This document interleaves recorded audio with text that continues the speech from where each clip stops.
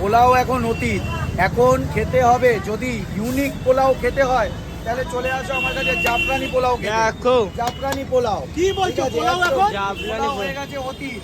নতুনত্ব কিছু খেতে হলে জাফরানি পোলাও চলে এসেছে মার্কেটে, একমাত্র দমদম আউজি খাউজিতে। আচ্ছা, জাপানি পোলাও আর সাথে কি রেখেছো? জাফরানি পোলাওর সাথে চিকেন মালাইকারি। চিকেন মালাইকারি দেখে নাও। দাদা চিংড়ি মালাইকারি খেয়েছি, এটা আবার কি মালাইকারি গো? চিকেন মালাইকারি দেখো। চিকেন মালাইকারি। এটা কি চিকেন মানে ভালো লাগবে খেতে? ও বাবা, চিংড়ি মাছ খাওয়া ভুলে যাবে জীবনে। কি বলছো? একদম চিংড়ি মাছ খাওয়া ভুলে যাবে জীবনে। এই চিকেন ঠিক মালাইকারি আছে? খেলে? একবার মুখে দেবে জাফরানি পোলাওর সাথে চিংড়ি মাছ খাওয়া ভুলে যাবে। এত বড় কথা বললাম, ঠিক আছে? এরকম ঝোল, এরকম গ্রেভি, এরকম দামে কেউ খাওয়াবে না। সুইগি জোম্যাটোতেও যদি অর্ডার করো আর বড় রেস্টুরেন্টে বসেও খাও, 1000 টাকার নিচে বিল হবে না। দাদা এবার একটা কথা বলি, বলো। অনেক তো ভাইরাল দিদি আছে, অনেক তো ভাইরাল কাকু আছে, দাদা আছে, বাসন্তী পোলাও বিক্রি করছে। তা তোমার এখানে বাসন্তী পোলাও কম্বো লিখে রেখেছো 89 মাটন প্রথম দিয়ে। কথা, আমি যে আইটেম রেখেছি তারা কিছু রাখেইনি সেরকম কিছু।